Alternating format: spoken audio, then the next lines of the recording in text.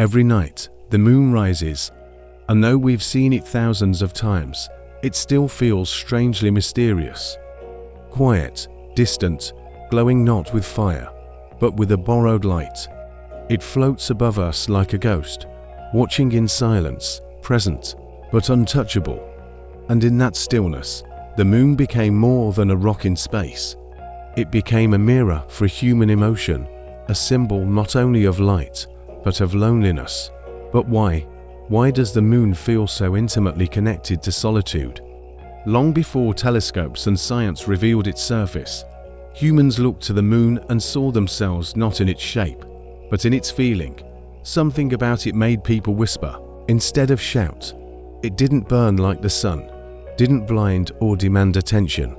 It hovered, soft, patient, alone. In many cultures, that feeling became story. In Chinese mythology, there's the famous tale of change, the woman who drank the elixir of immortality and drifted to the moon, leaving her mortal love, Hou Yu, behind. Now she lives there eternally, watching the world, but unable to return. Each full moon is said to be her light reaching out from her lonely home in the sky, thousands of miles away. In Greek mythology, the moon was Selene, a goddess who fell in love with a mortal shepherd named Endymion. To preserve his youth and beauty, she put him into an eternal sleep. Every night, she glides across the sky in her chariot, gazing down at him as he dreams forever apart, forever watching. Love, but not together. Light, but not warmth. And then there's the Japanese folklore of the tale of the bamboo cutter, where a moon princess named Kaguya-hime is sent to Earth as a punishment. She is adopted by kind parents and loved by many. But when her time is up, she returns to the moon, leaving behind a trail of tears and longing. Again, the moon is not just a place. It is a realm of separation, of beautiful sorrow. Even today, poets and musicians still turn to the moon when words fail.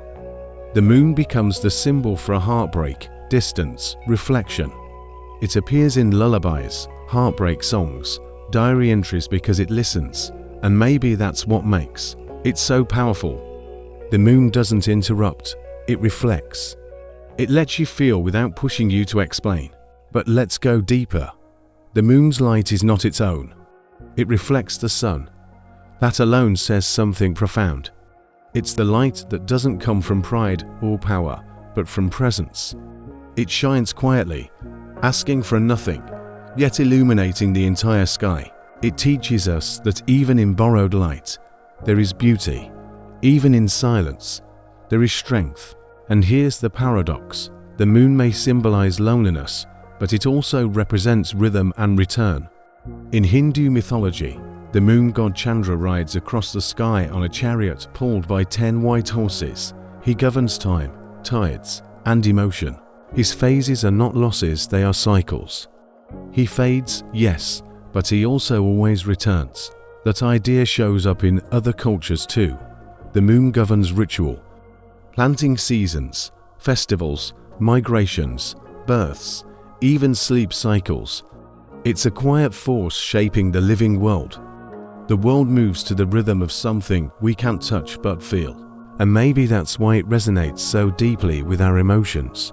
Because loneliness isn't just the absence of people. Sometimes, it's the presence of longing.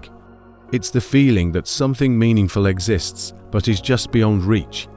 The moon becomes the perfect symbol for this, distant but close, bright but silent, always there, but never quite here. And that's where the myth turns.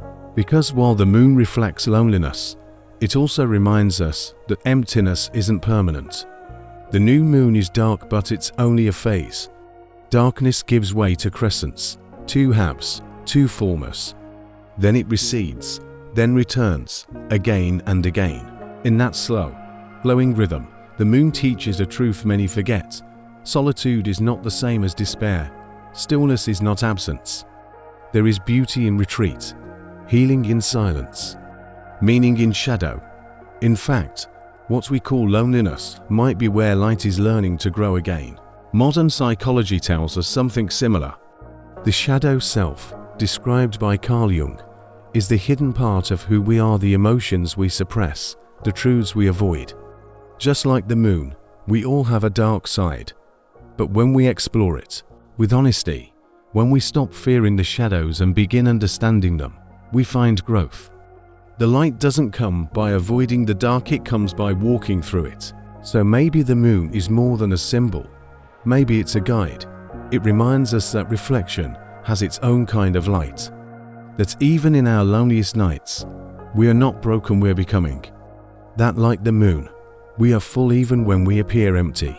So the next time you see it rising, whether a silver sliver or a glowing full circle, remember this: it's okay to be quiet.